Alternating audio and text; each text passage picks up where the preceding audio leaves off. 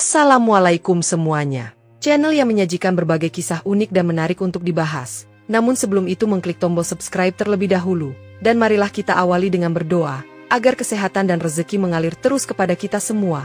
Amin. Inilah awal cerita seorang TKW asal Sumatera yang kehilangan organ tubuhnya setelah dijanjikan bekerja di Kamboja. Laras, perempuan 26 tahun asal sebuah dusun terpencil di Sumatera Barat, menjalani hidup yang keras sejak remaja. Ayahnya wafat akibat penyakit paru-paru saat Laras baru menginjak bangku SMA, meninggalkan ibunya yang buta huruf dan dua adiknya yang masih kecil. Ibunya hanya mengandalkan pekerjaan menjahit seadanya dari tetangga, sementara Laras harus turun tangan menjadi tulang punggung keluarga begitu ia lulus sekolah. Pekerjaan yang ia lakoni pun tak tetap. Ia sering berpindah-pindah, mencuci pakaian warga sekitar, membantu warung, bahkan kadang ikut memanen padi saat musim panen tiba. Tapi semua itu hanya cukup untuk makan seadanya, tak lebih. Sampai suatu sore, datang seorang perempuan dari masa lalunya. Yuni, teman lama yang dulu pernah tinggal di desa mereka. Kini Yuni tampak sangat berbeda, berpakaian modis, rambut terurus, dan membawa tas mencolok. Senyumnya lebar, penuh percaya diri. "Sekarang aku kerja di Kamboja, Ras," kata Yuni dengan semangat. "Kerjaan ringan, cuma jadi customer service. Duduk di kantor ber-AC, tinggal angkat telepon. Gaji besar, bisa sampai 15 juta per bulan. Tempat tinggal gratis, makan ditanggung. Gak ribet, gak perlu pintar bahasa Inggris juga, yang penting nurut aturan." Yuni menyerahkan selembar brosur berwarna, penuh gambar gedung tinggi dan wanita-wanita muda berseragam formal duduk di depan komputer. Dunia yang tampak modern dan menjanjikan. Laras pun mulai tergoda. 15 juta sebulan adalah angka yang tak pernah berani ia bayangkan. Setelah berbicara dengan ibunya, yang meskipun ragu namun akhirnya mengizinkan demi masa depan keluarga, Laras menerima tawaran itu. Proses keberangkatannya berjalan sangat cepat. Agen mengurus semua, paspor, tiket, bahkan uang saku pun diberikan. Ia hanya diminta menandatangani beberapa dokumen, semuanya dalam bahasa asing yang tak ia pahami. Laras tak tahu bahwa langkah kecilnya menuju bandara hari itu adalah awal dari mimpi buruk yang tak pernah ia bayangkan. Sesampainya di Kamboja, semua berubah.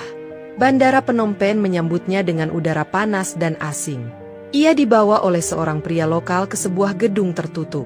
Disitulah mimpi buruknya dimulai. Tak ada meja kerja, tak ada komputer, tak ada seragam rapi. Yang ada hanya ruangan penuh kamera, penjaga bersenjata, dan puluhan perempuan Indonesia yang wajahnya muram dan penuh luka. Laras dipaksa menjalani hidup yang tak pernah ia bayangkan. Setiap hari, ia harus duduk berjam-jam di depan layar, berpura-pura menjadi wanita cantik di aplikasi kencan, menggoda pria-pria kaya dengan kata manis dan rayuan palsu. Tujuannya satu, membuat mereka mentransfer uang ke rekening milik sindikat.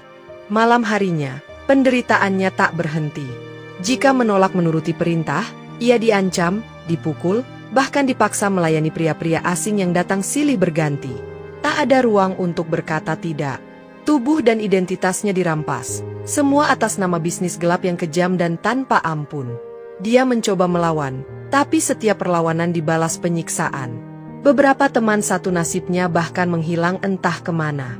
"Kalau kamu macam-macam, kamu akan bernasib kayak mereka," kata seorang penjaga. Suatu hari, Laras jatuh sakit. Badannya demam tinggi, dan dia pingsan saat bekerja. Ketika sadar, ia sudah terbaring di ranjang rumah sakit yang lusuh, dengan selang infus menancap di tangan dan rasa sakit tajam di pinggangnya.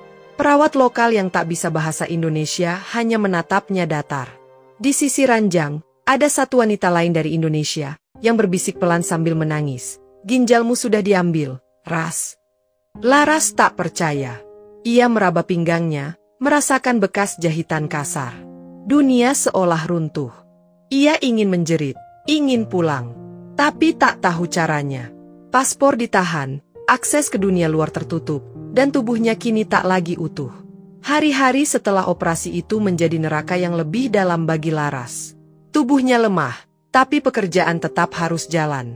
Ia kembali duduk di depan layar, mengetik rayuan kepada pria-pria asing yang tak tahu bahwa di balik kata-kata manis itu, ada seorang perempuan yang sedang berjuang untuk tetap hidup. Temannya, Siska, perempuan yang memberitahunya tentang ginjal itu, menjadi satu-satunya sandaran emosional. Siska sudah 8 bulan di tempat itu, dan tahu banyak soal sistem di dalam. Mereka mulai sering berbisik saat penjaga tak memperhatikan. Siska bercerita bahwa para perempuan di sana dibawa oleh sindikat yang punya jaringan lintas negara, dari Indonesia, Filipina, Myanmar, hingga Vietnam. Sebagian dari kita dijual lagi ke negara lain. Sebagian lainnya, kayak kamu, dipanen organnya kalau dianggap tidak berguna lagi, bisik Siska, matanya penuh dendam. Laras mulai mengamati. Setiap malam, dia mencatat dalam pikirannya, jam patroli penjaga, kapan listrik mati, siapa yang bertugas membawa makanan, dan posisi kamera. Dia menyimpan potongan kawat kecil yang dia temukan di lantai untuk berjaga-jaga. Pada minggu ketiga setelah operasi, datanglah seorang pria asing. Berkulit putih, berpakaian rapi, dan ditemani penerjemah lokal. Semua perempuan diperintahkan berdiri sejajar, seperti barisan barang dagangan. Dia suka sama kamu, bisik Siska setelah pertemuan itu. Mereka bilang kamu bakal dikirim ke lokasi baru. Entah kemana, tapi biasanya itu artinya kamu dijual. Malam itu, Laras tidak bisa tidur. Matanya terus menatap langit-langit yang penuh debu, pikirannya mencari-cari kemungkinan. Ia sadar, kalau tak bertindak sekarang, ia tak akan pernah pulang. Dan saat itulah, rencana pelarian mulai ia susun. Malam-malam berikutnya, Laras dan Siska bekerja dalam diam. Di balik mata yang tampak kosong di depan kamera, keduanya menyusun langkah demi langkah seperti bidak catur yang dipaksa bertarung tanpa raja. Potongan kawat yang Laras simpan mulai diasah di lantai semen, perlahan dibentuk menjadi kunci palsu seadanya, bukan untuk membuka pintu besar, tapi untuk mengakali gembok kecil tempat penyimpanan alat kebersihan. Di dalam lemari itu ada pel, tongkat besi yang bisa dibongkar, dan sebotol cairan pembersih yang baunya menyengat. Siska menyelipkan sobekan plastik pembungkus makanan ke dalam saku bajunya setiap kali waktu makan. Diam-diam mengumpulkan benda-benda sepele yang bisa menjadi alat bantu. Pada malam ketujuh setelah pria asing itu datang, listrik mati selama 3 menit. Bagi penghuni biasa, itu hanya gangguan. Tapi bagi Laras, itu tanda. Besok malam, saat listrik mati, kita coba, bisik Laras ke Siska. Napasnya tercekat oleh rasa takut yang mulai meninju tulang rusuk. Hari berikutnya, Laras pura-pura pingsan saat bekerja. 2 penjaga datang membopongnya, salah satunya meninggalkan pintu ruang istirahat setengah terbuka. Dalam sekejap, Siska menyelinap masuk dan menyembunyikan tongkat pel besi di balik mesin dispenser. Malam tiba. Listrik padam seperti biasa. 3 menit. 1, 2, 3. Klik. Gembok kecil terbuka. Laras menyelinap keluar dengan langkah pelan. Tubuhnya masih lemah, tapi matanya menyala.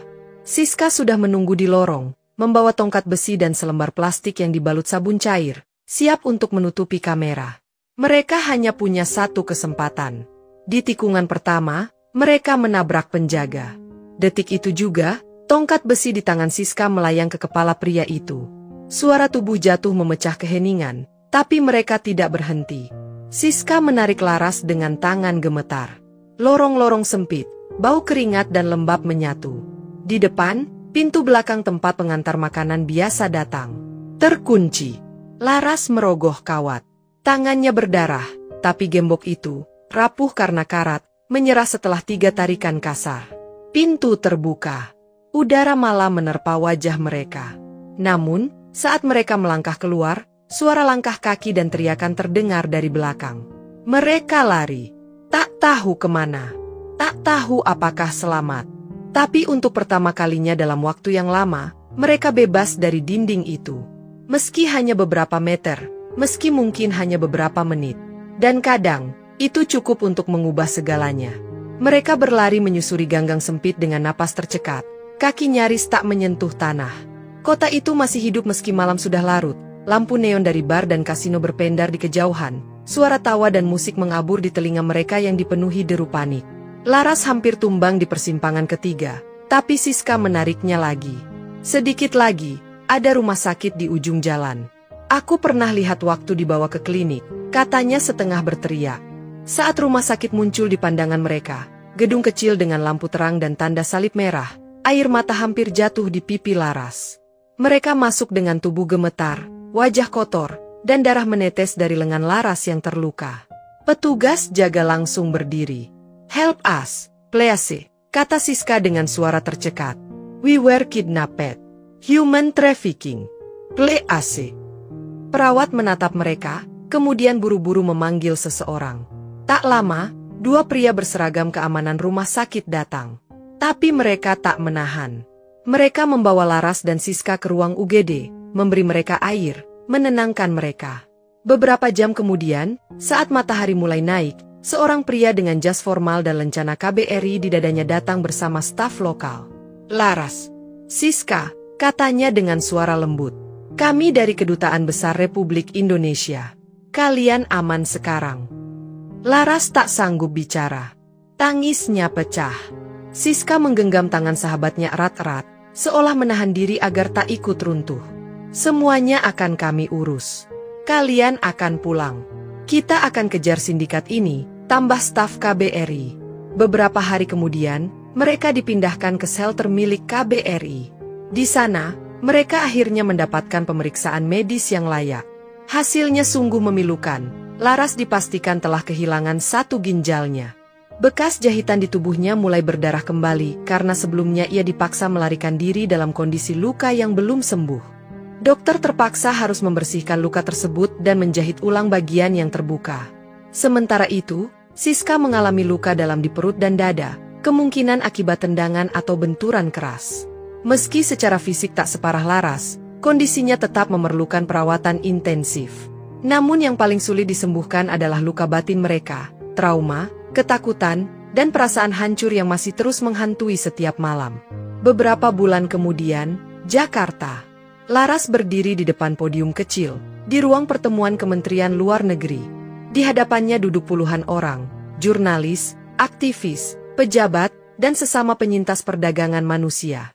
Ia bercerita, dari awal direkrut oleh agen palsu yang menjanjikan kerja di kantor di Kamboja, sampai hari ia ditemukan di rumah sakit dengan satu ginjal hilang. Banyak dari kami dibohongi, dikurung, disiksa. Dan banyak dari kami yang tidak pernah bisa pulang. Tapi hari ini saya di sini, bukan untuk menangisi nasib, tapi untuk membuka mata kalian bahwa ini nyata. Ini terjadi, ucapnya. Ia mengangkat foto Siska, yang kini dirawat intensif karena komplikasi paru-parunya yang lama diabaikan. Jangan biarkan kami bicara sendirian. Jangan biarkan pelaku bebas karena kita diam. Setelah pidatonya, Laras memilih jalan sunyi yang sulit, menjadi aktivis. Ia bekerja sama dengan LSM, menyuarakan bahaya sindikat perdagangan manusia di media sosial, sekolah-sekolah, bahkan desa-desa kecil tempat para agen perekrut biasa mencari mangsa. Ia tahu, cerita seperti miliknya sering hanya jadi berita sehari, lalu dilupakan. Tapi ia tak peduli. Selama masih ada satu orang yang mendengarkan, itu cukup. Pesan dari cerita ini, jangan pernah anggap enteng janji kerja mudah di luar negeri, apalagi tanpa jalur resmi. Di balik brosur manis dan senyum agen, bisa jadi ada kegelapan yang siap menelan hidupmu. Perempuan bukan barang dagangan. Tubuhmu, hidupmu, mimpimu, bukan untuk dijual. Dan bagi siapapun yang pernah merasa tak punya pilihan, kamu berhak atas keselamatan. Kamu berhak untuk hidup. Suaramu penting. Laras pernah kehilangan segalanya, tapi ia memilih untuk tidak kehilangan harapan. Karena selama masih ada harapan, perlawanan tidak akan pernah berhenti. Terima kasih sudah menonton. Semoga cerita ini bisa menginspirasi dan memberi semangat. Jangan lupa like, kalau kamu suka, share ke teman-teman kamu, dan tentunya subscribe, supaya nggak ketinggalan konten terbaru dari kami.